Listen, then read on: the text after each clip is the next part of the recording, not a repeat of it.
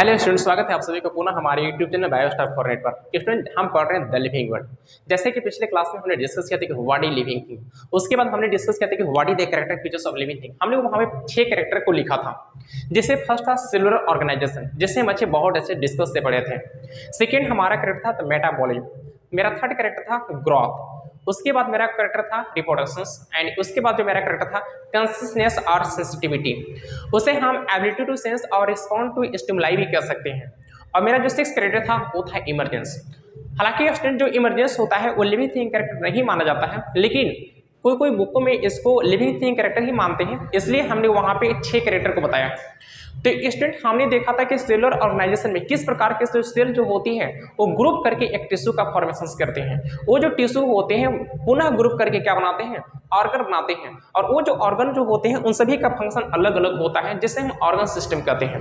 वो सभी organ system मिलकर क्या बनाते हैं, एक ऑर्गेनिज्म बनाते हैं, और वही जो ऑर्गेनिज्म होता है फाइनली एक एडल्ट का निर्माण करता है। तो स्टूडेंट हमने वहां पर मात्र एक कैरेक्टर की बात किया था, तो आइए हम यहाँ पे नेक्स्ट कैरेक्टर की बात करते हैं। नेक्स्ट कैरेक्टर हमारा हो जाएगा मेटाबॉलिज्म। मेटाबॉलिज्म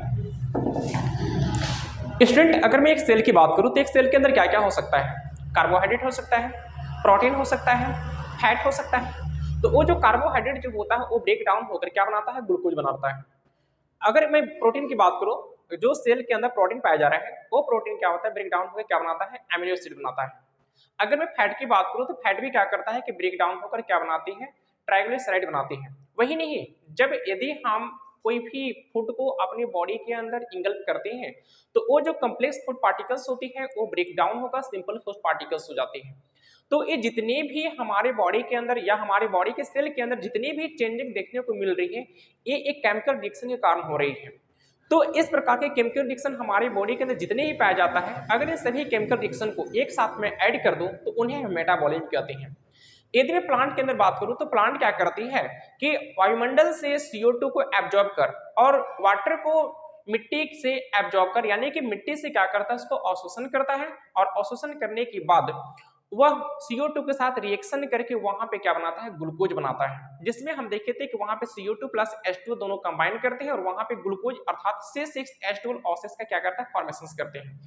तो स्टूडेंट ये जितने भी केमिकल रिएक्शन लिविंग थिंग के अंदर यानी कि प्लांट के अंदर या एनिमल्स के अंदर हो रही है, इस सभी को मिलाकर हम क्या बोलते हैं, मेटाबॉलिज्म कहते हैं। आप सिंपल से बोल सकते हैं कि हमारे बॉडी के अंदर जितने भी केमिकल रिएक्शन होते हैं उन सभी को मिलाकर हम क्या बोलते हैं, मेटाबॉलिज्म कहते हैं। तो इसका क्या हम लिख सकते हैं, the sum total of all the chemical reaction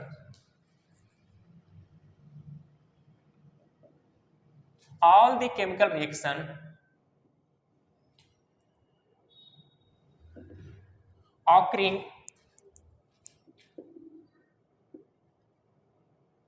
inside the body is called metabolic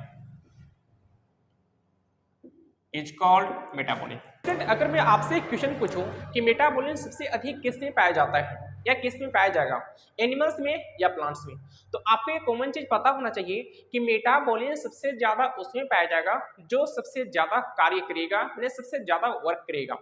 plant की तो कोई इतनी वर्क नहीं हो सकती है, लेकिन एनिमल्स की बात करो तो एनिमल्स की लाइफ में बहुत सारा वर्क होता है। इसलिए हम कह सकते हैं कि मेटाबॉलिज्म जो होती है वो प्लांट के पीछा एनिमल्स में ज्यादा पाया जाएगा। ओके, तो हम क्या बोल सकते हैं, metabolism is maximum found in animals then plants. अगर मैं मेटाबॉलिज्म की बात करूं तो इसके दो पार्ट हो सकते हैं, इट हैज टू पार्ट्स, और ये आप कह सकते हैं इट हैज टू टाइप्स। इसके दो टाइप्स होते हैं। कौन कौन होते हैं मैं आपको ऑब्लिक देके बताता हूं। First anabolism, second catabolism. Student यहाँ पे जो कट, यहाँ पे क्या है, कट यानी कैट। कैट का मतलब होता है काटना। यहाँ पे आप क्या समझिए, कैट का मतलब क्या, काटना। कैट का मतलब बिल्ली नहीं समझना, यहाँ पे कैट का मतलब क्या, काटना। यानी कि यहाँ पे सब्सटेंस की क्या होगा, ब्रेक डाउन होगा, टूटेगी। एना की अगर बात करूं स्टूडेंट, जो एना है, एना जो वर्ड है, एना का मतलब होता है कंस्ट्रक्शन। मतलब कि एना का मतलब क्या होता है, ऐड करना। मतलब किसी भी सब्सटेंस को हम क्या कर रहे हैं, ऐड कर रहे हैं। सपोज दैट आपके पास बहुत सारे सब्सटेंस हैं, ठीक है, बहुत सारे छोटे छोटे गैस सब्सटेंस हैं, और उन सभी सब्सटेंस को आप मिलाकर के एक बहुत बड़े सब्सटेंस का निर्माण करते हैं, तो आपको क्या कहलाएगा, एनाबॉलिज्म कहलाएगा। लेकिन मैंने अभी जस्ट बोला कि कट का मतलब क्या होता है, काटना, यानी कि टूटना। तो हमारे पास एक बहुत बड़ा लार्ज सब्सटेंस है, और यदि मैं उसे एक छोटे छोटे भागों में तोड़ दूं, यानी कि बहुत सारे छोटे छोटे भागों में क्या करूं, उसको तोड़ दूं, तो उसे हम क्या बोल सकते हैं, कैटाबॉलिज्म कहते हैं। तो आपको सिंपल सा समझना है कि हमारी बॉडी के अंदर अगर केमिकल रिएक्शन के अंतर्गत कुछ सब्सटेंस ऐड होकर एक बड़े सब्सटेंस बना रही है, तो वह एनाबॉलिज्म होगी।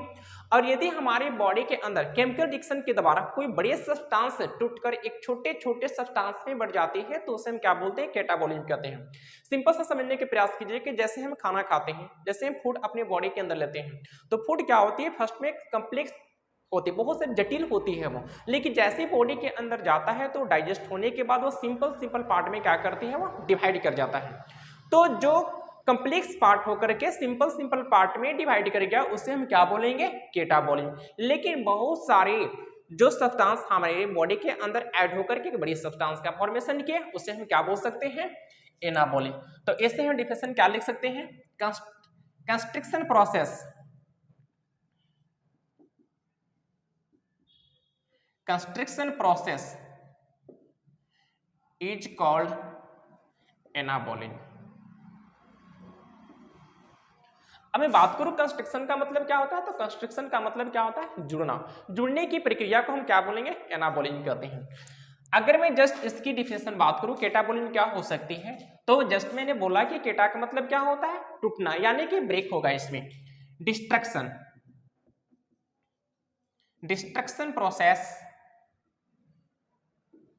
Is called catabolism, is called catabolism. Student अगर मैं इसमें एग्जांपल्स की बात करूं, या एग्जांपल से पहले मैं आपको बता दूं, इसमें क्या हो रहा है कि simple substance, simple substances add होकर के क्या आप लिख सकते हैं, बिल्डिंग अप, बिल्डिंग अप हो गए, क्या बना रहे हैं, कॉम्प्लेक्स सब्सटेंसेस, कॉम्प्लेक्स सब्सटेंसेस। मतलब कि इसमें सिंपल सब्सटेंस मिलके कॉम्प्लेक्स सब्सटेंस बना रहे हैं, उसे हम क्या बोल रहे हैं, एनाबॉलिज्म कह रहे हैं। अगर मैं आपको एग्जांपल के द्वारा समझाने के प्रयास करूं, तो सपोज दैट मान लीजिए कि हमारे पास a प्लस बी है, ये दोनों मिलके क्या बना दिए, ए बी। तो ये जो हमारा क्या था, सिंपल था, और ये क्या बन गया, कॉम्प्लेक्स। क्या बन गया, कॉम्प्लेक्स। अगर और मैं एग्जांपल की बात करूं, तो क्या इसका हो सकता है, जैसे कि सपोज दैट बहुत सारे एमिनो एसिड जो होते हैं, एमिनो एसिड ये भी कंबाइन करते हैं, और कंबाइन करके क्या बनाते हैं, प्रोटीन। क्या बनाते हैं, प्रोटीन। लेकिन जब हमारे बॉडी के अंदर एमिनो एसिड की आवश्यकता होती है, तो प्रोटीन पुनः ब्रेक डाउन होकर क्या बना लेते हैं, एमिनो एसिड बना लेती है। तो अगर मैं सेकेंड इसके एग्जांपल्स की बात करूं, तो और इसका क्या हो सकता है, जैसे कि मैं बात करूं फोटोसिंथेसिस, फोटोसिंथेसिस।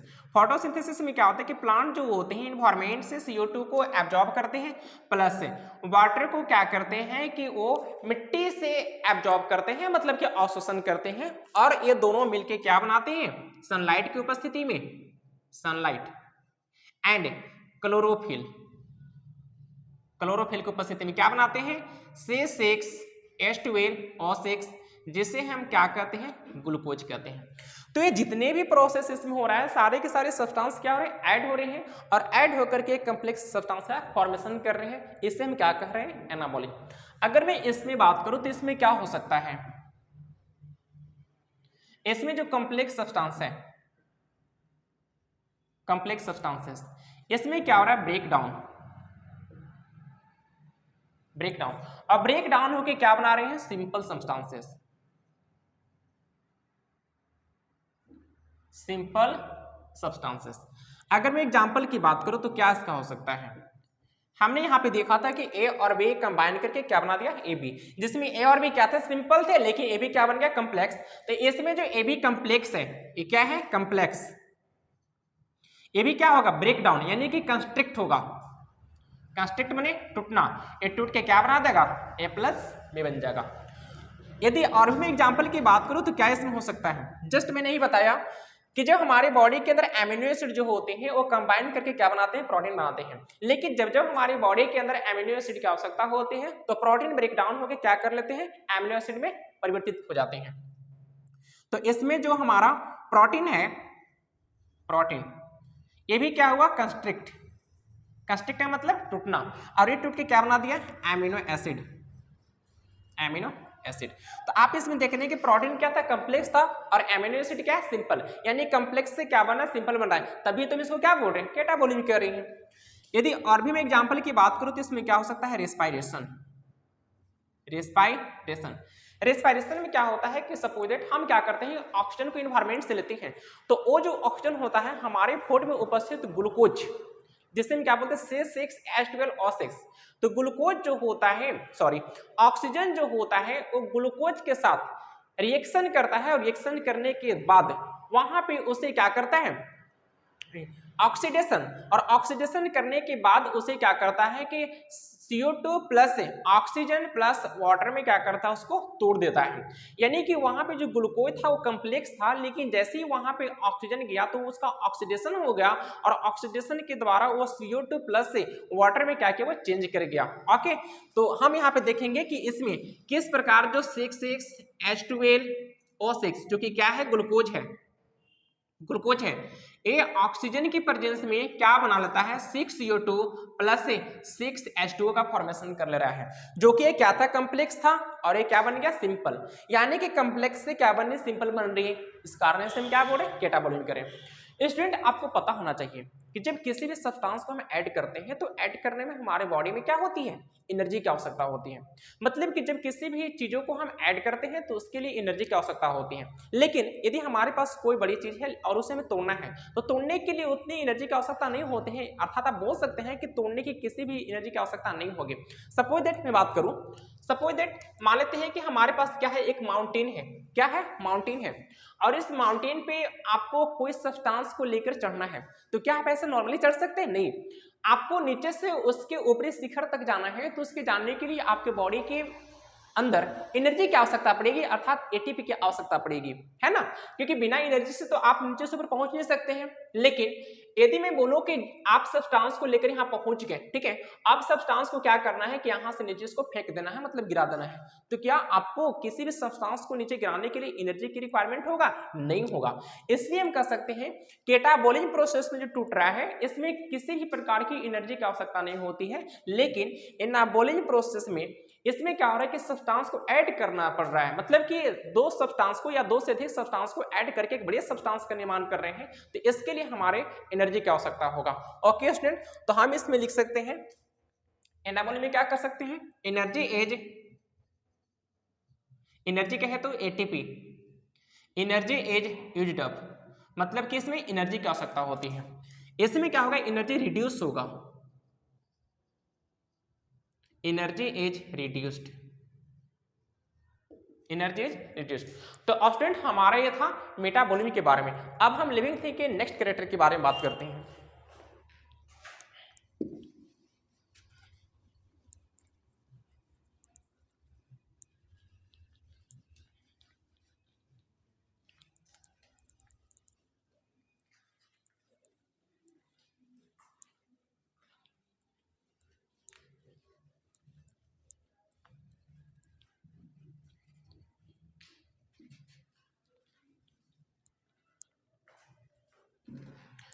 स्टूडेंट अगर मैं इससे नेक्स्ट कैरेक्टर की बात करूं तो क्या था मेरा, ग्रोथ। ग्रोथ, ग्रोथ को हम हिंदी में क्या कहते हैं, वृद्धि, वृद्धि।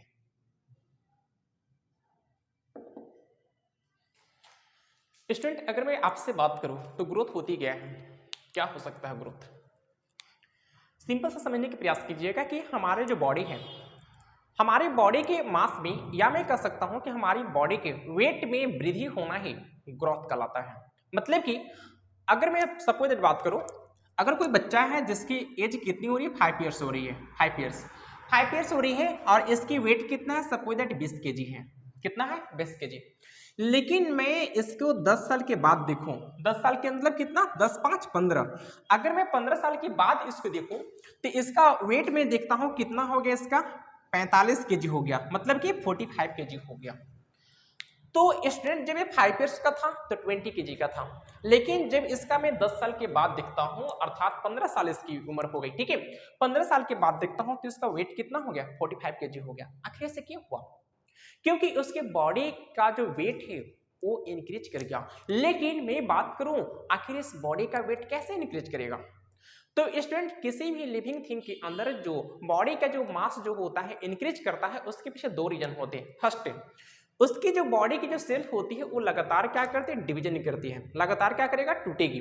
और जब वह टूटती है तो उसकी संख्या क्या होती है, बढ़ते जाता है। क्या होता है? बढ़ते जाता है। जैसे जैसे संख्या बढ़ेगा सेल का, वैसे वैसे सेल का वेट भी क्या होगा, बढ़ेगा।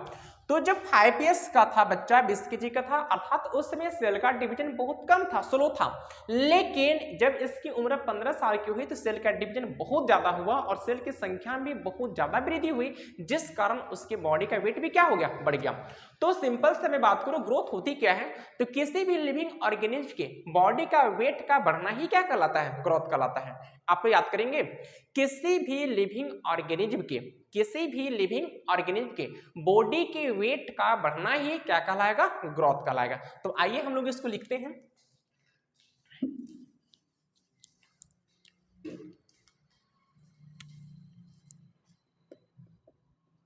Increase in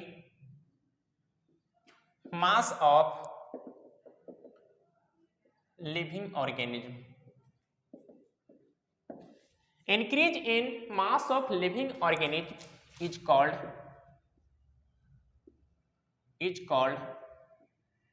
growth। यह क्यों पाया जाता है? It occurs due to, ये क्यों पाया जाएगा? फर्स्ट, इंक्रीज इन साइज और वेट या मास भी कह सकते हैं ऑफ सेल्फ। सेल्स के साइज या वेट या मास में इंक्रीज होने के कारण ही उसकी बॉडी की वेट क्या हो रही है, बढ़ रही है। अगर मैं सेकेंड की बात करूं तो क्या हो सकता है इसका, increase in number of cells. Sorry, हमें इस लाइन को फर्स्ट लिखने काम था, क्योंकि जब तक उसकी सेल्स की नंबर नहीं बढ़ेगा तब तक उसके सेल की वेट यानी मास या साइज कहेंगे तो नहीं बढ़ेगा, ठीक है। तो सर्वप्रथम क्या होगा, उसकी बॉडी के अंदर सेल का डिवीजन होगा, ठीक है। तो जैसे ही हमारी बॉडी के अंदर सेल की नंबर बढ़ती है तो सेल की नंबर बढ़ने के साथ साथ सेल की साइज में वृद्धि होती है, और सेल की साइज में वृद्धि होगा तो उसकी वेट बढ़ेगा, मास बढ़ेगा, और जब मास बढ़ेगा तो उसे हम क्या कहते हैं, ग्रोथ कहते हैं। क्या कहते हैं उसको, ग्रोथ कहते हैं। स्टूडेंट अगर मैं आपसे बोलूं, अगर मैं आपसे ये बात पूछूं कि हमारे पास से एक यूनिसेलुलर ऑर्गेनिज्म है, जैसे कि बात करता हूं अमीबा, या आप बोल सकते हैं बैक्टीरिया, क्योंकि बैक्टीरिया भी क्या है, यूनिसेलुलर ऑर्गेनिज्म होती है जिसकी बॉडी किसकी बनी होती है, प्रोकैरियोट की बनी होती है। तो अगर मैं बात करूं कि एक अमीबा लीजिए, तो अमीबा में किस प्रकार की ग्रोथ पाई जाती है, आखिर यूनिसेलुलर में कैसे ग्रोथ होती होगी, जिसमें हम देखते हैं कि एक जीव से 2 जीव का निर्माण हो जाती है, आखिर कैसे प्रोसेस होता होगा। तो आइए हम थोड़ा देखते हैं कि यूनिसेलुलर के अंदर ग्रोथ का प्रोसेस है क्या। अगर सपोज दैट बात करते हैं growth in unicellular organism, unicellular organism, अगर मैं एग्जांपल की बात करूं तो क्या हो सकता है, वो अमीबा, या आप क्या कर सकते हैं, बैक्टीरिया, क्योंकि बैक्टीरिया भी क्या होती है, यूनिसेलुलर होती है। ओके, तो अगर मैं किसकी बात करूं, अमीबा की बात करूं, तो इसमें होता है क्या है, सपोज दैट मान लेते हैं कि हमारे पास क्या है, एक ही अमीबा है, ये क्या है, अमीबा है।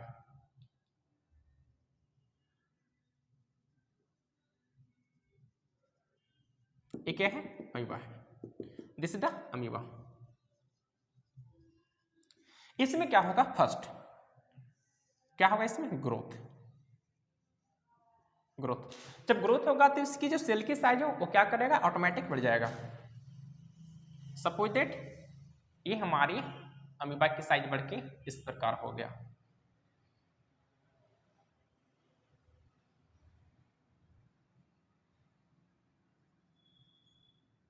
ये हमारी अमीबा का साइज इस प्रकार से बढ़ गया। जब अमीबा की साइज बढ़ेगा तो उसमें क्या होगा? क्योंकि जब ये ग्रोथ कर रहा था तो उसके सेल में भी क्या हो रहा था? डिवीजन हो रहा था। और जब सेल का डिवीजन हुआ तो उसके सेल की साइज क्या हो गई? बढ़ गई।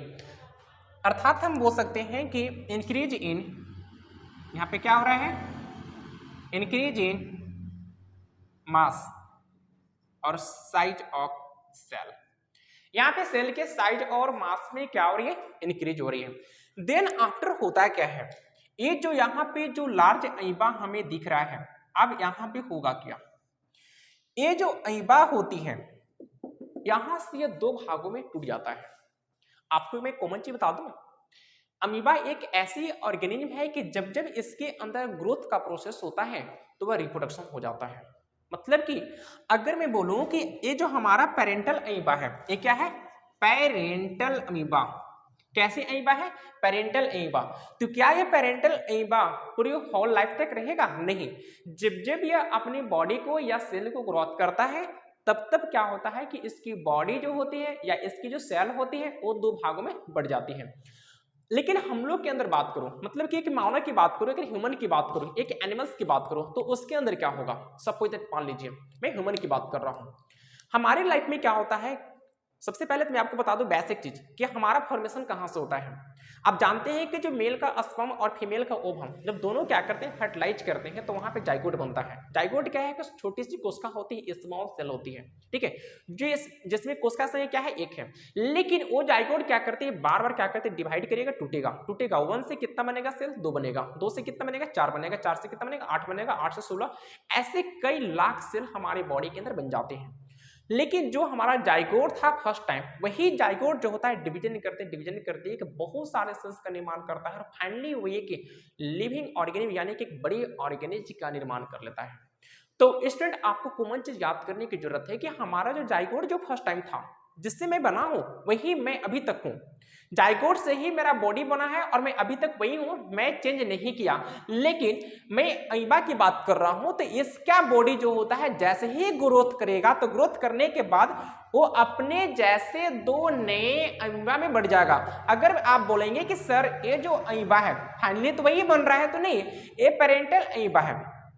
ये क्या है? Parental amoeba. ये सेम टू सेम नहीं रहेगा, बल्कि होता यह है कि ये जो अमीबा होता है वो दो समान भागों में क्या करेगा? वो टूट जाएगा यानी कि बढ़ जाएगा। लेकिन हम लोग के अंदर जो होता है जाइगोट से जो एक एनिमल्स का निर्माण होता है होल लाइफ वही बना रहता है, उसके बॉडी में कोई वहां पे परिवर्तन नहीं होता है कि चलो मैं छोटा बच्चा हूं आगे चल के मैं क्या करूंगा कि मैं कुछ चेंज कर जाऊंगा। ठीक है, हमारा बॉडी है कि टूट करके दो भागों में बढ़ जाएगा, दो जीव का निर्माण कर लेगा। ऐसे कभी हमारे बॉडी के अंदर होता नहीं, क्योंकि हम क्या है? मल्टी सेलुलर है। ठीक है, हाँ ऐसा होगा कि मान लेते हैं कि जब हम 5 ईयर्स का है तो हमारे बॉडी क्या है? मैच्योर नहीं हो पाया है, परिपक्व नहीं है।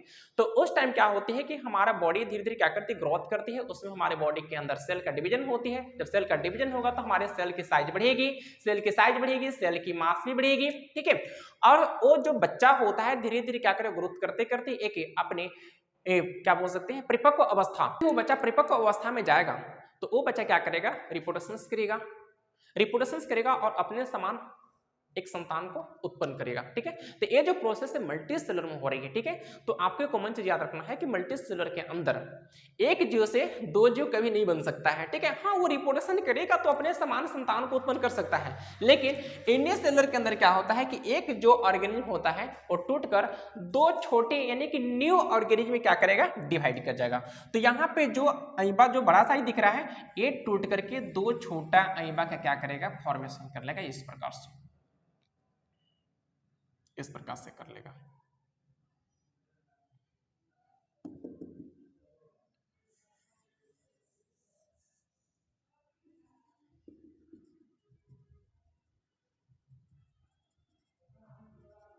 हम इसे क्या कर सकते हैं? Two new daughter amoeba. Okay, मतलब यूनिसेलुलर में क्या होगा कि एक ऑर्गेनिज्म जो होगा पहले उसके बॉडी के अंदर क्या होगा, फर्स्ट ऑफ ऑल इसकी जो सेल है, सेल में क्या होगी, ग्रोथ होगी। ग्रोथ होगा तो होगा कि इसकी जो सेल की जो मास है, ये साइज है, वह इंक्रीज कर जाएगा ना। हम लिख सकते हैं यहाँ पे इंक्रीज इन, सॉरी मैं यहाँ बता चुका हूँ, इंक्रीज इन मास और साइज ऑफ सेल्स। ठीक है, जैसे इसकी साइज बढ़ेगी सेल की, वो पुनः क्या करेगा, डिवाइड करेगा। ये क्या करेगा, डिवीजन, क्या करेगा, डिवीजन। और डिवीजन करने के बाद दो न्यू डॉटर सेल का क्या करेगा, निर्माण करेगा। लेकिन स्टूडेंट अगर मैं बात करूं मल्टी सेलुलर के अंदर, तो क्या इस प्रकार की होती है, नहीं होती है। तो आइए हम अब मल्टी सेलुलर के बारे में देखते हैं।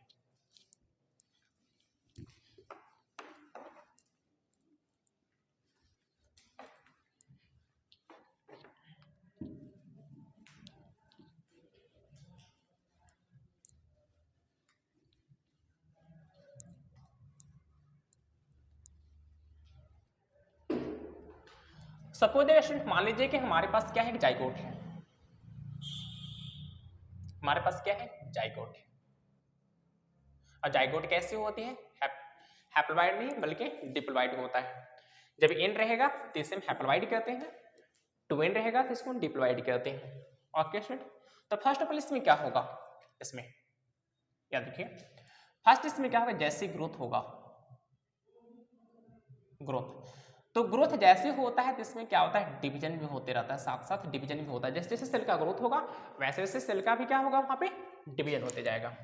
तो इसमें एक से कितना सेल बन गया, दो सेल बन जाएगा। इस प्रकार से दो सेल बन जाएगा। ये पुनः क्या करेगा, डिवीजन करेगा, पुनः क्या करेगा, डिवीजन करेगा। कैसे, इसमें ग्रोथ हो रहा है, पुनः ग्रोथ होगा, डिवीजन होगा। तो एक दो सेल से कितना बन जाएगा, फिर चार सेल बन जाएगा। ये कितना सेल बन गया हमारा, चार सेल बन गया, चार सेल। फाइनली जो होता है क्या बना देगा, एडल्ट बना देगा। क्या बना देगा, ये एडल्ट बना देगा। तो स्टूडेंट ये जो एडल्ट होता है आगे चल के क्या करेगा, रिप्रोडक्शंस, रिप्रोडक्शंस करेगा। और जब रिप्रोडक्शंस करेगा तो अपने समान एक छोटे से संतति को क्या करेगा, प्रोड्यूस करेगा, यानी कि ऑफस्प्रिंग। इसको हम क्या बोलते हैं, संतति। क्या बोलते हैं, संतति। लेकिन हमने यहाँ पे नहीं देखा कि जाइगोट जो होती है ये टूट के एक एक दो जीव में बटेगा, कभी ऐसा नहीं होता मल्टीसेलुलर के अंदर। ठीक है, एक किसमें हो रही है, multicellular, in multicellular organism, in multicellular organism. Okay student, लेकिन यूनिसेलुलर में क्या होती है कि वहां पे जैसे एक ऑर्गेनिज्म है तो जब उसे क्या करता है, क्या बोलते हैं, सेल में डिवीजन होते हैं या सेल में क्या होती है, ग्रोथ होती है। तो सेल में जैसे ही ग्रोथ होती है तो वह पुनः क्या करेंगे, दो सेल में बढ़ जाएगा। मल्टीसेलुलर में ऐसा नहीं होता है। ठीक है, तो अगर ये बात करो कि ये जो ग्रोथ हमारे मल्टीसेलुलर में देखने को मिल रहा है ये किस प्रकार की ग्रोथ होगी, और जो ग्रोथ हमें यूनिसेलुलर में देखने को मिल रहा था वो किस प्रकार की ग्रोथ होगी। और स्टूडेंट जैसे कि मैंने भी जस्ट बताया कि यूनिसेलुलर के अंदर जो सेल होती है वो ग्रोथ तो करता है, लेकिन सेल आपस में क्या होते हैं, कंबाइन रहते हैं। क्या कहते हैं, कंबाइन रहते हैं। और वो सेल क्या करते हैं, कंबाइन होकर पुनः दो सेल में क्या करते हैं, डिवाइड करते हैं। तो जो दो सेल डिवाइड क्या था वो आपस में क्या थे, जुड़ी हुई थी, अर्थात वैसी सेल या वैसी ग्रोथ जिसमें दो सेल आपस में क्या अटैच होते हैं, अटैच होने के बाद टूटते हैं, उसे हम एंट्रिंजिक ग्रोथ कहते हैं। क्या बोलते हैं उसको, एंट्रिंजिक ग्रोथ कहते हैं।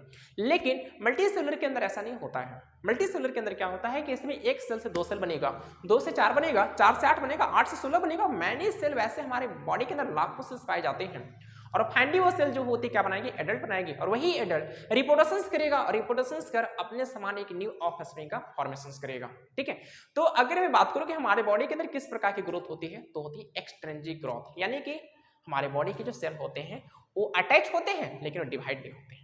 ठीक है, और जो अटैच होंगे डिवाइड होंगे इंट्रिंसिक हो जाएंगे। इंट्रिंसिक का मतलब क्या होगा, जो दो सेल आपस में क्या है, अटैच है, मतलब कि सेल क्या है, अटैच है। ठीक है, और अटैच होने वाले सेल क्या करते हैं कि एक सेल से दो सेल में बढ़ जाते हैं, तो उसे हम क्या कहते हैं, इंट्रिंसिक। लेकिन एक्सट्रिंसिक में क्या होता है कि हमारे बॉडी के सेल अटैच तो होते हैं लेकिन वो डिवाइड होकर अलग नहीं होते हैं, इस कारण हम क्या कर सकते हैं, एक्सट्रिंसिक हो सकते हैं। तो आइए हम यहाँ पे लिखते हैं ऑर्गेनिज्म में कैसी ग्रोथ होगी, इन यूनिसेलुलर, इन यूनिसेलुलर क्या होती है, growth and reproduction growth and reproduction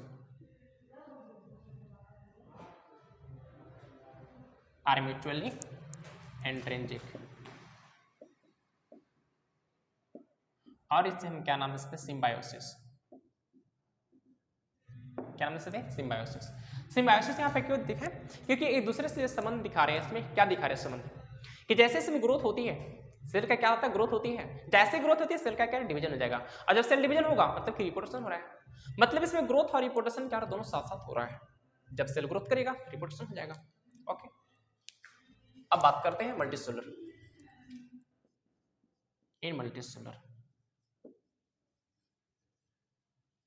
in multicellular क्या होगा इसमें,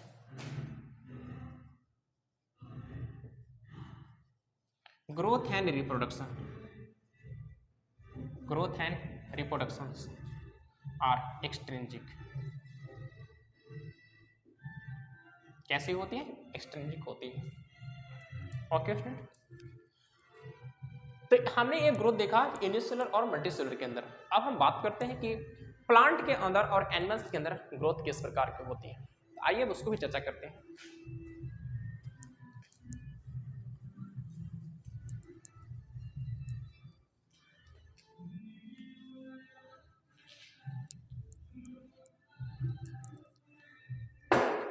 तो स्टूडेंट अब हम देखते हैं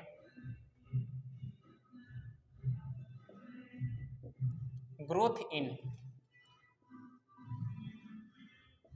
plants and animals, plants and animals. Student आपको पता होना चाहिए कि जो प्लांट के अंदर जो ग्रोथ होती है वो थ्रू होल लाइफ, यानी कि जितने जब तक वो अपने लाइफ में जिंदा है तब तक क्या करता है, अपने बॉडी को ग्रोथ करते रहता है। लेकिन हम एनिमल्स के अंदर ऐसा नहीं होता है। हमारे एनिमल्स के अंदर जो ग्रोथ की प्रोसेस है एक लिमिटिंग टाइम तक होती है, एक सर्टेन पीरियड तक होती है, एक निश्चित समय तक होती है। लेकिन प्लांट में ऐसा कभी नहीं है। प्लांट में जब तक जिंदा रहेगा तब तक उसकी क्या होती है, ग्रोथ होती रहती है। तो अगर वैसे ग्रोथ जिसमें ग्रोथ की प्रक्रिया, यानी कि वैसे ग्रोथ जिसमें ग्रोथ की प्रक्रिया पूरी हॉल लाइफ तक होती रहती है, उसे हम क्या कर सकते हैं, इनडिफिनिट ग्रोथ, या उसे हम क्या कह सकते हैं, अनसर्टेनली ग्रोथ, या उसे हम एक और नाम दे सकते हैं क्या, इसे हम अनलिमिटिंग ग्रोथ भी कह सकते हैं, या इसे हम नॉन लिमिटिंग ग्रोथ भी कह सकते हैं, या इसे हम अनसर्टेनली ग्रोथ भी कह सकते हैं, या इसे हम इनडिफिनिट ग्रोथ भी कह सकते हैं। लेकिन स्टूडेंट हमारे एनिमल्स के अंदर ऐसा तो होता नहीं है। एनिमल्स के अंदर क्या है कि ग्रोथ का प्रोसेस जो है एक निश्चित समय तक ही होता है। तो एनिमल्स जब निश्चित तक ग्रोथ होता है इसे हम बोलते हैं सर्टेन ग्रोथ, या इसे सकते हैं लिमिटिंग ग्रोथ, या इसे बोल सकते हैं डीप ग्रोथ। ओके स्टूडेंट, तो आइए इसमें जो ग्रोथ होता है, ग्रोथ दी ग्रो का प्रोसेस है, they grow throughout lifetime is known as क्या बोल सकते हैं इसको, इनडेफिनिट ग्रोथ, या इसे हम एक और नाम दे सकते हैं क्या, अनसर्टेनली ग्रोथ, या इसे हम और भी नाम दे सकते हैं क्या, नॉन लिमिटिंग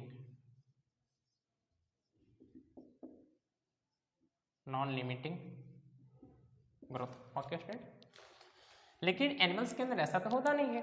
एनिमल्स के अंदर क्या होता है कि जब जब हमारी बॉडी के अंदर हमारी बॉडी के अंदर जो ग्रोथ की प्रोसेस है एक निश्चित समय तक ही होता है, ठीक है, जिसे हम क्या कर सकते हैं, लिमिटिंग ग्रोथ कहते हैं या डिफिनिट ग्रोथ कहते हैं। They grow at a certain period, एक निश्चित समय तक ही ग्रोथ करते हैं, is known as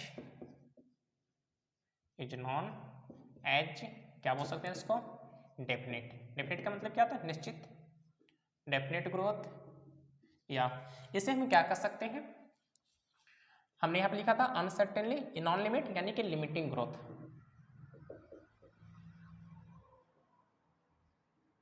limiting growth. और मैं यहाँ बात करूँ क्या हो सकता है लिमिटिंग ग्रोथ, अनसर्टेनली मैंने बताया था, तो यहाँ पे क्या हो जाएगा सर्टेनली, सर्टेनली ग्रोथ। तो स्टूडेंट आपको एक कॉमन चीज आपको याद बिल्कुल रहना चाहिए, सिंपल से याद रखना है कि प्लांट के अंदर जो ग्रोथ का प्रोसेस है ये पूरी होल लाइफ तक होगा, जब तक वो जिंदा है तब तक उसके बॉडी के अंदर ग्रोथ होगी। लेकिन हम एनिमल्स के अंदर ऐसा होता नहीं है, एनिमल्स के अंदर क्या होती है ग्रोथ की जो प्रोसेस है एक लिमिटेड पीरियड तक होती है, एक सर्टेन पीरियड तक होती है, एक निश्चित समय तक होती है, जिसे हम डेफिनेट ग्रोथ या लिमिटिंग ग्रोथ कहते हैं। लेकिन इससे पूरी होल लाइफ ग्रोथ होती है जिससे हम इनडेफिनेट ग्रोथ और अनसर्टेनली ग्रोथ कहते हैं या नॉन लिमिटिंग ग्रोथ भी कह सकते हैं। तो स्टूडेंट ये जो हमारा था ग्रोथ एनिमल्स एंड प्लांट्स के बीच, अब हम ग्रोथ पढ़ने वाले हैं कि लिविंग और नॉन लिविंग में किस प्रकार की ग्रोथ होगी, तो आइए हम उसे भी देखते हैं।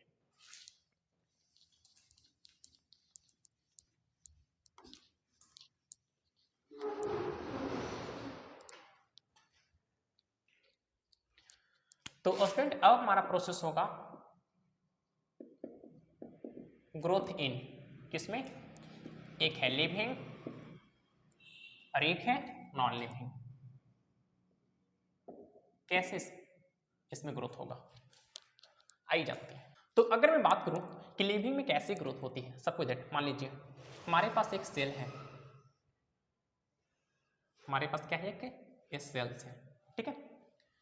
इसमें हुआ क्या, इस सेल के जितने भी क्या होते हैं प्रोटोप्लाज्म होते हैं, सेल की क्या है प्रोटोप्लाज्म।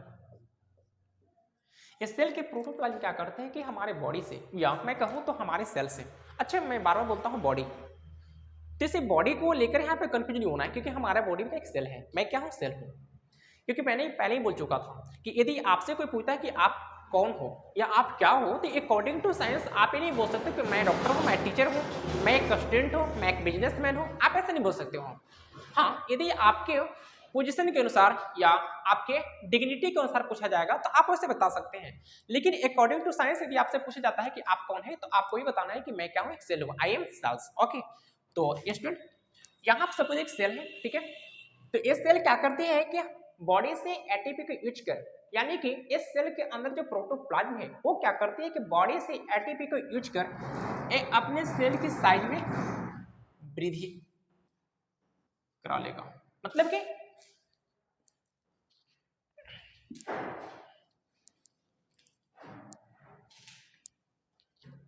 कैसे होता है ग्रोथ, आइए इसमें देखते हैं। सपोज दैट मान लीजिए हमारे पास एक सेल है, एक सेल है, तो इसमें होता है क्या है, आप जानते हैं कि हमारे सेल में दो लिक्विड मटेरियल बहुत मोस्ट इंपॉर्टेंट होते हैं, कौन कौन, एक साइटोप्लाज्म एक प्रोटोप्लाज्म जो होती है।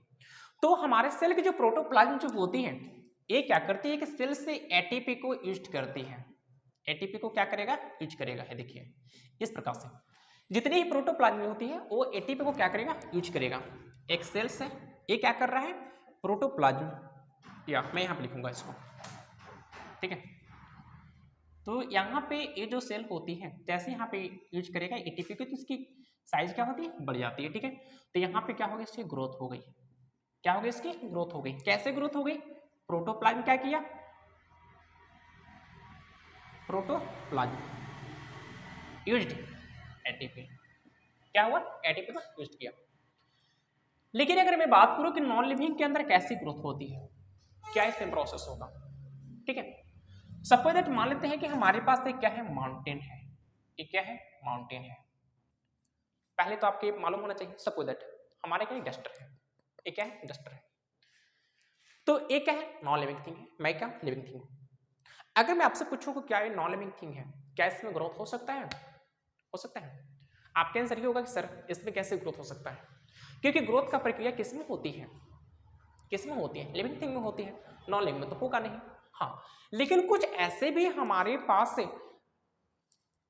पदार्थ होते हैं, सब्सटेंस होते हैं जिनमें ग्रोथ के प्रोसेस देखा गया है, मतलब कि कुछ ऐसे भी नॉन लिविंग मैटर हमारे पास हैं जिनमें ग्रोथ की प्रक्रिया होती है, ठीक है। लेकिन वो ग्रोथ की प्रक्रिया अंदर से नहीं होती है, बल्कि उसमें क्या होता है कि कुछ बाहर से सब्सटेंस आके उस पे जम जाते हैं या बाहर से सब्सटेंस आके उस पे स्थगित हो जाते हैं, ठीक है।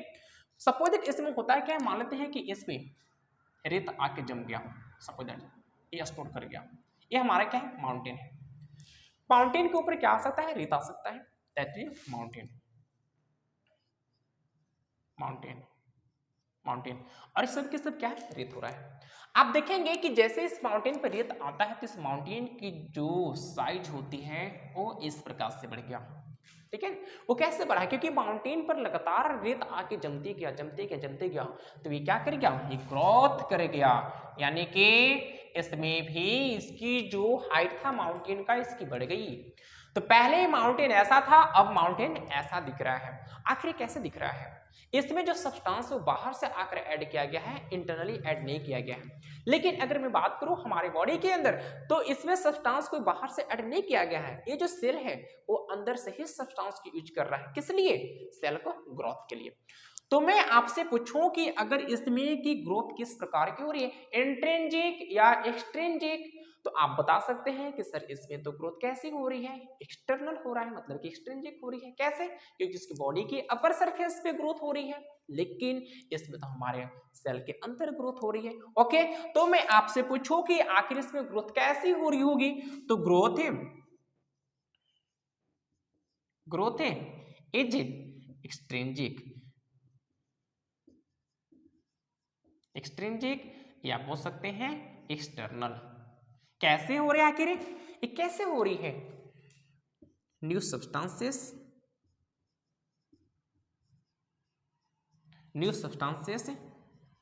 add outer surface of mountain। कैसे हो रही है, new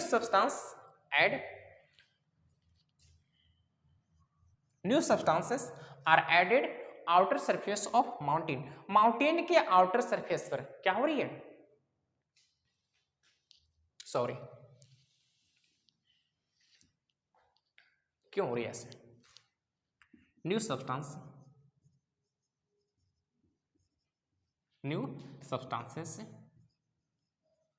are added on the outer surface of mountain। यह माउंटेन के आउटर सरफेस पर रेत को जमने से हो रही है। ओके, अगर मैं इसमें पूछूं कि इसमें ग्रोथ कैसी हो रही है, देशो एक ऐसे शो कर रही है, देशो इंटरनल और एक्सट्रिंसिक ग्रोथ क्यों हो रही है, न्यू सब्सटेंसेस, इसमें भी सब्सटेंस ऐड हो रही है, लेकिन क्या है, सेल के अंदर, new substances added in body, और इसे हम क्या बोल सकते हैं, सेल बोल सकते हैं। ओके स्टूडेंट, तो आपको एक कंफ्यूज नहीं होना है, बल्कि एक कॉमन चीज याद रखना है कि अगर मैं लिविंग थिंग की बात करूं तो लिविंग मैटर के अंदर या लिविंग ऑर्गेनिज्म के अंदर जो ग्रोथ का प्रोसेस है वो कैसे होती है, इंट्रिंसिक होती है, और नॉन लिविंग के अंदर जो ग्रोथ की प्रोसेस है वो कैसे हो रही है, एक्सट्रिंसिक हो रही है। तो जब हम फर्स्ट क्लास इसका स्टार्ट किए थे तो उसमें आपको बताया था किसी भी जीवों को लिविंग और नॉन लिविंग हम कैसे पहचान करेंगे, वहां पे हम डिफाइनिंग फीचर बताए थे, है ना। डिफाइनिंग फीचर में हमने ये बताया था कि जो कैरेक्टर लिविंग थिंग के अंदर होना चाहिए वो कैरेक्टर नॉन लिविंग थिंग के अंदर नहीं होना चाहिए, वो भी कैसे, बिना कोई एक्सेप्शन का। मतलब ऐसा नहीं कि कुछ कैरेक्टर लिविंग थिंग के अंदर मिल रहा है और वह नॉन लिविंग थिंग के अंदर मिल रहा है, तो फिर खिचड़ी बन जाएगा, हौच पौच हो जाएगा, ठीक है। तो उसे हम लिविंग थिंग का कैरेक्टर या डिफाइनिंग फीचर नहीं कह सकते। हाँ, कैरेक्टर तो हो सकता है बट डिफाइनिंग फीचर नहीं हो सकता है। कैसे, सपोज दैट मान लीजिए कि जो ग्रोथ की प्रोसेस है, मैं बात करूं नॉन लिविंग थिंग है, ये ग्रोथ नहीं कर सकता है, लेकिन लिविंग थिंग ग्रोथ कर सकता है, ठीक है। ये माउंटेन है, माउंटेन का जो ग्रोथ है स्वयं ग्रोथ नहीं कर रहा है, बल्कि इसमें रेत को आने से ग्रोथ हो रही है, लेकिन फिर भी तो ग्रोथ हो रही है। उसी प्रकार मैं देख रहा हूं कि लिविंग थिंग के अंदर भी क्या हो रही है, ग्रोथ हो रही है। अर्थात जो ग्रोथ की प्रोसेस है वो लिविंग और नॉन लिविंग दोनों पाया जा रहा है। तो क्या हम इसे डिफाइनिंग फीचर कर सकते हैं, क्योंकि हमने वहां पे डिफाइनिंग फीचर के 2 पॉइंट इंपॉर्टेंट लिखे थे कि जो कैरेक्टर लिविंग थिंग के अंदर पाया जाएगा वो नॉन लिविंग थिंग के अंदर नहीं पाया जाना चाहिए बिना कोई एक्सेप्शन का। सेकंड कैरेक्टर मैंने क्या बताया था कि जो कैरेक्टर नॉन लिविंग थिंग के अंदर पाया जाता है वो कैरेक्टर केवल नॉन लिविंग थिंग के अंदर ही पाया जाना चाहिए, लिविंग थिंग के अंदर नहीं पाया जाना चाहिए। तो इसे हम क्या कर सकते हैं, it is the defined feature of living thing. Okay, तो स्टूडेंट हमने वहां पे जब बताया था फर्स्ट पॉइंट इसका सेलुलर ऑर्गेनाइजेशन, जैसे हम देखे थे कि हमारे वर्ल्ड का जितने भी ऑर्गेनिज्म हैं वो सभी के सभी किससे बने होते हैं, सेल के बने होते हैं। चाहे मैं हूं या प्लांट हो या एनी सेलुलर ऑर्गेनिज्म है या मल्टी सेलुलर ऑर्गेनिज्म है, जितने भी लिविंग हैं वो सभी के सभी किससे बने होते हैं, सेल के बने होते हैं। इसलिए मैं कह सकता हूं कि सेल क्या है या सेल ऑर्गेनाइजेशन क्या है, it is the defined feature of living thing. तो हमने वहां पे सेलुलर ऑर्गेनाइजेशन को डिफाइनिंग फीचर डिफाइन कर दिया, बट क्या मेटाबॉलिज्म जो है उसे हम डिफाइनिंग फीचर कर सकते हैं लिविंग थिंग का? तो हाँ बिल्कुल कर सकते हैं। क्यों, कैसे? मेटाबॉलिज्म का प्रोसेस जो होता है नॉन लिविंग थिंग के अंदर नहीं पाया जाता है। क्यों? ये मेरे पास डस्ट है, तो क्या इसके अंदर क्या एनर्जी की रिक्वायरमेंट है, क्या नेसेसरी है, क्या इससे जरूरत है इस किसी एनर्जी का? नहीं है। लेकिन जितने भी लिविंग थिंग होते हैं उन्हें कार्य करने के लिए, बॉडी के ऑर्गन को सही तरीका से फंक्शनल मतलब फंक्शनली होने के लिए उसे क्या करना पड़ता है, एटीपी की आवश्यकता होती है, एनर्जी की आवश्यकता होती है। इसलिए हम कह सकते हैं कि नॉन लिविंग थिंग के अंदर मेटाबॉलिज्म नहीं, बट लिविंग थिंग के अंदर मेटाबॉलिज्म की आवश्यकता होती है। तो हमने देखा कि मेटाबॉलिज्म केवल लिविंग थिंग के अंदर पाया जाता है, नॉन लिविंग थिंग के अंदर नहीं पाया जाएगा। क्यों? अभी जस्ट मैंने बताया कि मेटाबॉलिज्म केवल उसी के अंदर पाया जाएगा जिसमें एनर्जी की आवश्यकता होगी, लेकिन जिसमें एनर्जी की आवश्यकता नहीं होगी उसमें नहीं पाया जाएगा। सपोज दैट ये डस्टर है, नॉन लिविंग है, इसमें तो एनर्जी की कोई आवश्यकता नहीं है, इससे मेटाबॉलिज्म होगा कैसे? लेकिन जो लिविंग थिंग है उसमें ऑलरेडी काम हो रही है, वर्क हो रहा है, तो उसमें एनर्जी की आवश्यकता होगा, क्योंकि बिना एनर्जी का तो कार्य होगा नहीं, इसलिए उसमें मेटाबॉलिज्म पाया जाएगा। तो हम कह सकते हैं कि मेटाबॉलिज्म केवल लिविंग ही पाया जाएगा, नॉन लिविंग में नहीं, इसलिए उसे हम डिफाइनिंग फीचर मान सकते हैं। लेकिन ये जो मैं ग्रोथ दिख रहा हूं ये लिविंग थिंग और नॉन लिविंग थिंग दोनों में देखने को मिल रहा है, इसलिए हम इसे डिफाइनिंग फीचर नहीं कह सकते। हाँ कैरेक्टर हो सकता है, बट इसे डिफाइनिंग फीचर नहीं कह सकते हैं। तो आइए हम इसे डिफाइनिंग फीचर के बारे में लिख लेते हैं।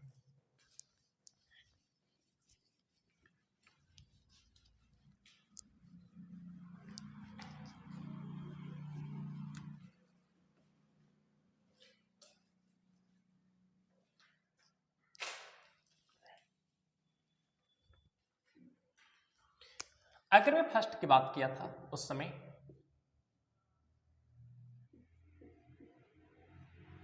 सेलुलर ऑर्गेनाइजेशन, जिसमें हमने क्या बताया था, all the living organism, all the living organisms are made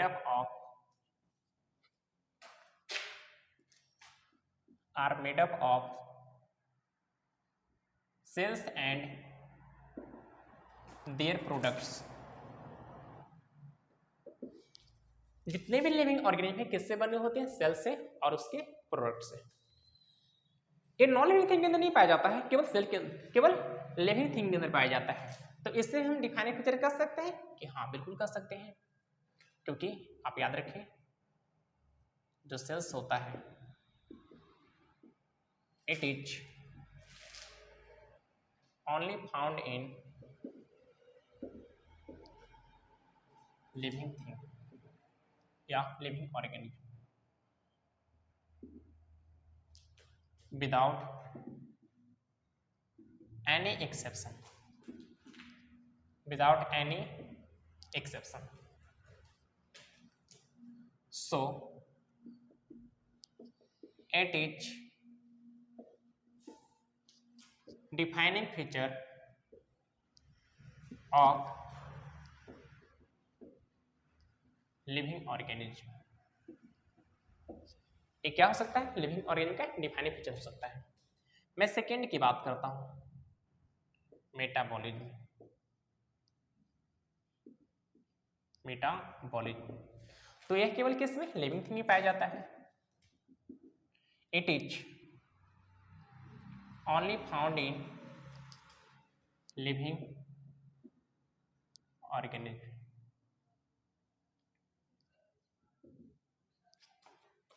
living organism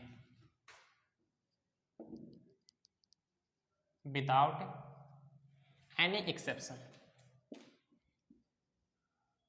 without any exception, and it is not found in, it is not found in non-living organism. So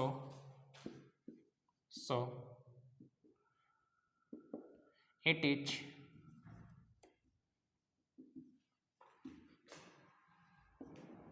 defining feature of living organism. Okay student, अगर मैं third की बात करूं, third क्या था? Growth. Growth, तो आपने just देखा अभी कि ग्रोथ जो है लिविंग थिंग के साथ साथ नॉन लिविंग थिंग के अंदर भी देखने को मिल रहा है. It is found in living और living thing and it is also found in non-living thing.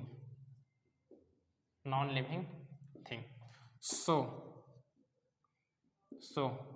it is not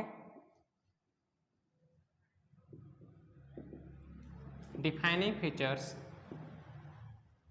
of living thing या लिविंग ऑर्गेनिज्म. यह कैरेक्टर हो सकता है बट ये डिफाइनिंग फीचर नहीं हो सकता है.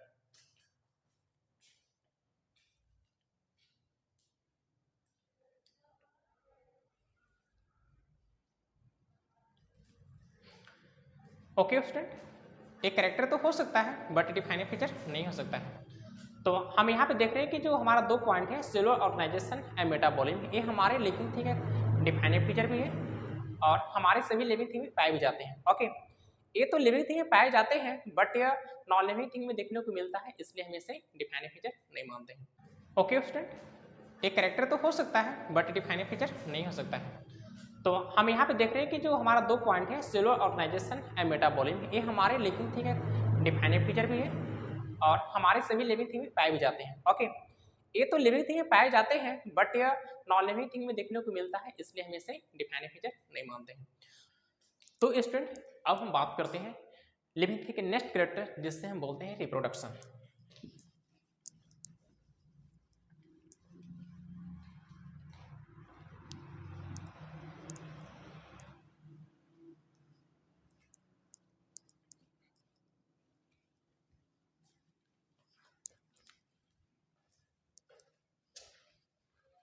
नेक्स्ट कैरेक्टर की हम लोग बात करेंगे जिससे बोलते हैं रिप्रोडक्शन.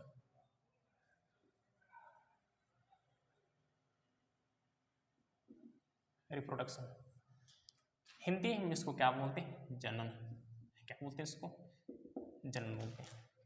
और स्टूडेंट, क्या होता है रिप्रोडक्शन? जानना बहुत आवश्यक है. जैसा कि इसका आइडिया आपने जो बेसिक आइडिया होता है क्लास 6, क्लास 7, क्लास 8, क्लास 9 और 10th में भी आप लोगों ने स्टडी किया होगा, यानी बेसिक आइडिया आपको पता होना चाहिए. ठीक है, तो मैं आपको सिंपल सा बता रहा हूँ, यदि हमारे पास कोई भी जीव है, ठीक है, तो कोई भी जीव अपने समान एक छोटे से जीवों को जन्म देता है तो वह रिप्रोडक्शन कहलाता है. क्या करता है? कोई भी जीव हो, कोई भी लिविंग बीइंग हो और अपने समान क्या करेगा, या यूनिसेलुलर हो या मल्टीसेलुलर हो, अपने समान ही एक छोटे से जीव को क्या कर रहा है? जन्म दे रहा है, उत्पन्न कर रहा है, बना रहा है, निर्माण कर रहा है, तो उसे हम क्या कहते हैं? रिप्रोडक्शन. जैसे कि बात कर रहा हूँ, रिप्रोडक्शन का मतलब क्या होता है? ध्यान दीजिएगा. रिप्रो का मतलब होता है रिपीट. रिपीट, रिपीट का मतलब होता है दोबारा. क्या होता है? दोबारा. Next production. प्रोडक्शन का मतलब होता है उत्पादन. क्या होता है? उत्पादन. हम किसी भी चीज के अगर बार बार उत्पादन करते हैं, ठीक है, बार बार क्या करते हैं? उत्पादन करते हैं. जैसे कि कोई भी जीव है अपने समान एक संतु उत्पन्न किया, पुनः उत्पन्न कर सकता है, उसके बाद भी उत्पन्न कर सकता है. तो अपने जो लाइफ में जो प्रोसेस है बच्चे को उत्पन्न करना, वो कंटिन्यूसली क्या कर रहा है? बना रहा है. ठीक है, वो कंटिन्यूसली क्या कर रहा है? चला रहा है. तो हम उसे क्या कहते हैं? रिप्रोडक्शन कहते हैं. बट आपका सिंपल सा समझना है कि कोई भी जीव अपने समान एक छोटे से जीवों को जन्म देगा, उसे ही हम क्या कहते हैं? रिप्रोडक्शन कहते हैं. तो आइए हम इसे लिखते हैं. It is a biological process by which any organism by which any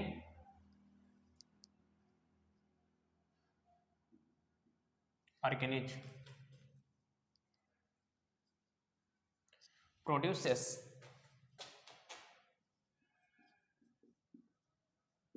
offspring, मतलब कि इंडिविजुअल बच्चा, individual on their same type, मतलब कि कोई भी जो अपने समान एक छोटे से ऑफस्प्रिंग का या इंडिविजुअल का या बच्चे को जन्म दे रहा है, प्रोड्यूस कर रहा है, उत्पादन कर रहा है, उसे हम क्या कहेंगे? रिप्रोडक्शन कहेंगे। अब हम बात करते हैं कि रिप्रोडक्शन कितने प्रकार से हो सकता है या कितने प्रकार के होते हैं। आइए देखते हैं।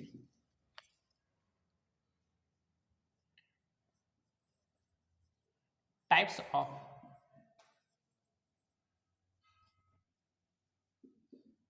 रिप्रोडक्शन, ये कितने प्रकार के होते हैं? 2 टाइप्स होते हैं। 2 टाइप्स होते हैं। कौन कौन? फर्स्ट, सेक्सुअल रिप्रोडक्शन,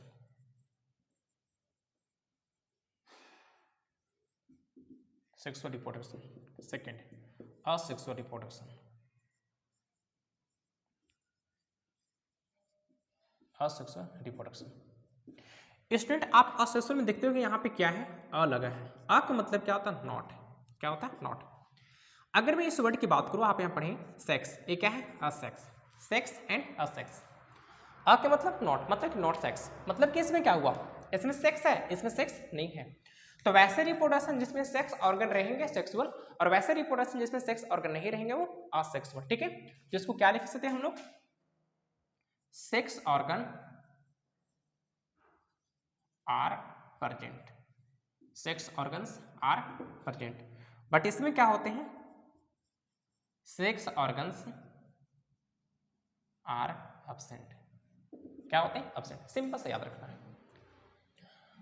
आप इसे ऐसे भी लिख सकते हैं, ठीक है, सेक्सुअल रिप्रोडक्शन लिख सकते हैं कि वैसे रिप्रोडक्शन जिसमें 2 जीवों की भागीदारी होती है, participate of 2 individual is called sexual reproduction, and participate of only 1 individual और 1 organism is called asexual reproduction. क्या लिख सकते हैं?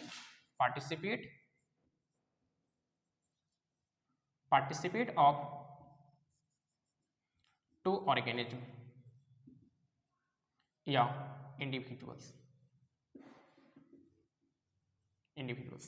इसमें क्या होगा?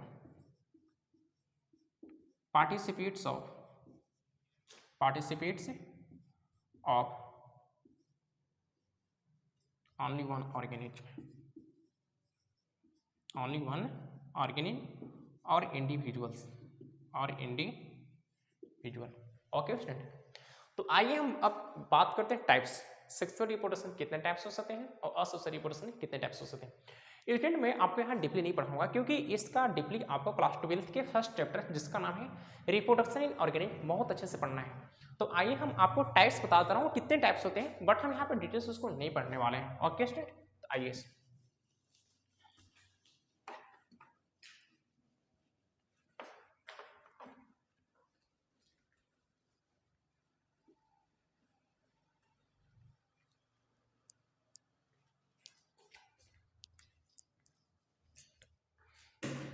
अब इसके हम टाइप्स को देखते हैं। मैं यहाँ बीच में लिखता हूँ रिप्रोडक्शन,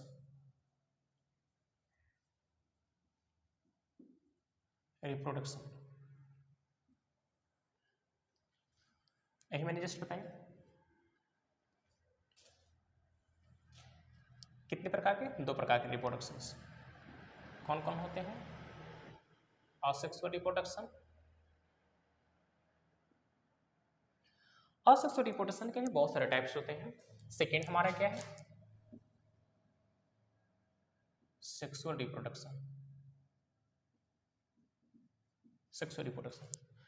अगर मैं असेक्सुअल रिप्रोडक्शन की टाइप्स की बात करूं, ये कितने हो सकते हैं? बहुत सारे होते हैं। असेक्सुअल रिप्रोडक्शन की बात करूं, फर्स्ट है मेरा फिजन। फिजन की बात करो तो फिजन कितने प्रकार का हो सकती है? 2 प्रकार से होती है। एक होती है binary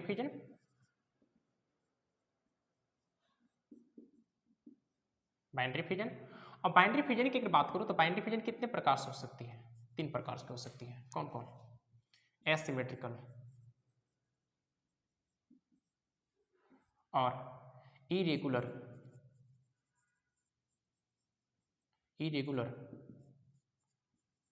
binary fusion.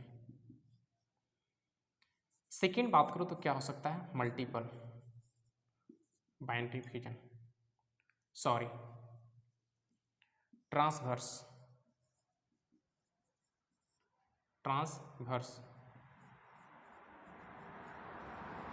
Binary fusion. And में थर्ड की बात करूं क्या हो सकता है, लॉन्गिट्यूडिनल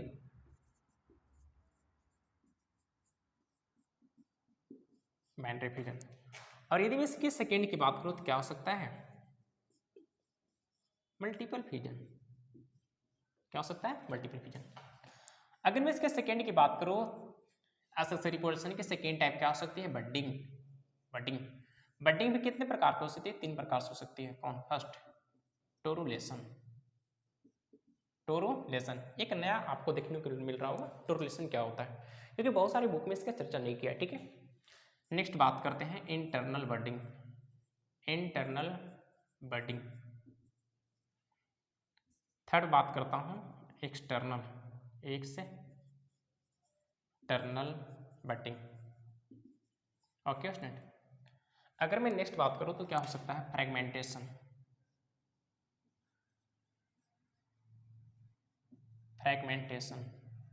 और मैं इसकी नेक्स्ट की बात करूं तो क्या हो सकता है,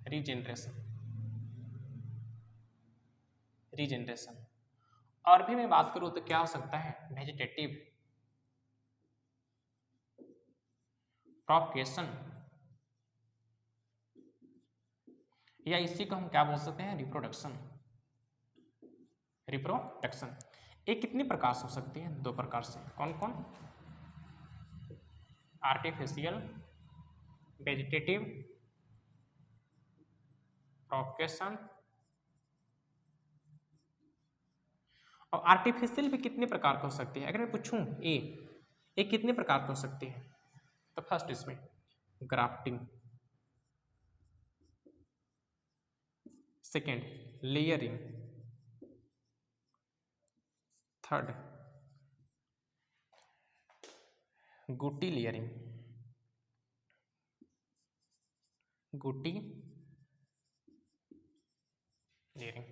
ओके स्टूडेंट। क्या हो सकता है, ग्राफ्टिंग हो सकता है, लेयरिंग हो सकता है, और गुटी लेयरिंग हो सकता है। इसकी मैं बात करता हूं सेकेंड, क्या हो सकता है, नेचुरल वेजिटेटिव प्रोपगेशन। ये कितने प्रकार से हो सकता है, 3 प्रकार से हो सकता है।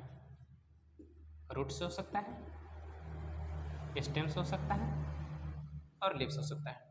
रूट से बहुत सारे रूट्स आते हैं, जैसे 2 बात करता हूँ, अंडरग्राउंड रूट्स होती है, ठीक है, और एयरिंग रूट्स होती है, ठीक है। अगर मैं अब और बात करूँ तो इसमें क्या हो सकता है, स्पोरुलेशन, और भी बात करूँ तो क्या हो सकता है, स्ट्राबुलेशन, और यदि मैं और बात करूँ तो क्या हो सकता है इसका टाइप्स, जीमी फॉर्मेशन।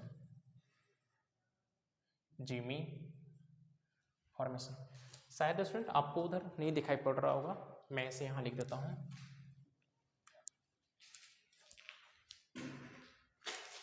क्या हो सकता है, स्पोरुलेशन,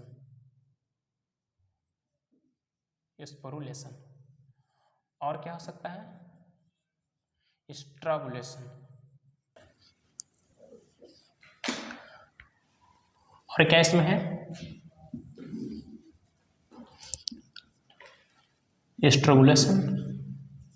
स्ट्राबुलेशन, और इसमें क्या है, जीमी फॉर्मेशन,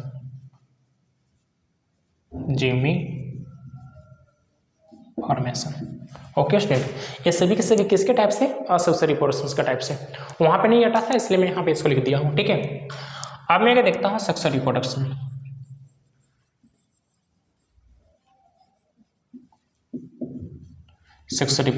इसके कितने इवेंट हो सकते हैं स्टूडेंट, आपको याद रखना है, इसके 3 इवेंट्स होते हैं। कौन कौन होते हैं जानते हैं हम लोग, pre fertilization, events, pre fertilization events, that is first. Second क्या हो सकता है, फर्टिलाइजेशन, फर्टिलाइजेशन। एंड थर्ड क्या हो सकता है, पोस्ट फर्टिलाइजेशन, पोस्ट फर्टिलाइजेशन। अगर आपसे पूछें कि इसमें क्या हो सकता है, तो फर्स्ट इसमें क्या होता है, गैमेटोजेनेसिस, मतलब कि फर्टिलाइजेशन से पहले क्या होगा, गैमेट बनेगा जिसको लोग गैमेटोजेनेसिस कहते हैं। इसमें जो होगा मेल गैमेट उसको बोलते हैं स्पर्म, और इसमें जो फीमेल गैमेट बनेगा उसे हम क्या बोलते हैं, ओवम। और जब ये गैमेट बन जाएगा तो फिर क्या होगा, गैमेट का ट्रांसफर होगा, यानी कि gamete transfer, gamete transfer, gamete transfer होगा, दोनों फर्टिलाइज करेगा, ठीक है। अब इसमें क्या होगा, जब जाइगोट फॉर्मेशन होगा, जाइगोट फॉर्मेशन,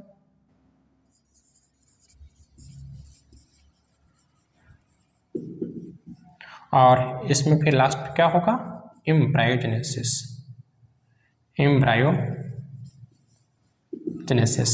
मतलब जाइगोट का फॉर्मेशन हो जाएगा, वो जाइगोट फिर क्या बनेगा, एम्ब्रियो। एम्ब्रियो का पूरा डेवलपमेंट का प्रोसेस कितना समय लगता है, 9 मंथ का लगता है, मतलब कि 9 महीने का होता है, ठीक है। तो ये था हमारा सेक्सुअल रिप्रोडक्शन का 3 इवेंट्स। तो स्टूडेंट अभी हम इसके बारे में नहीं पढ़ने वाले हैं, हम नेक्स्ट क्लास में रिप्रोडक्शन और रिप्रोडक्शन के जो तो स्टूडेंट अभी मैं हम तो स्टूडेंट अभी हम लोग इसके बारे में नहीं पढ़ने वाले हैं। नेक्स्ट क्लास में हम रिप्रोडक्शन और रिप्रोडक्शन के 2 टाइप्स हैं, इनके बारे में हम अच्छे से स्टडी करेंगे। और नेक्स्ट क्लास में हमने वहाँ पे 2 और कैरेक्टर को छोड़ दिया है, ठीक है। कौन कौन, कंसिस्टेंस एंड इमरजेंस, वो 2 कैरेक्टर को भी हम लोग नेक्स्ट क्लास में क्या करेंगे, स्टडी करेंगे। Okay student.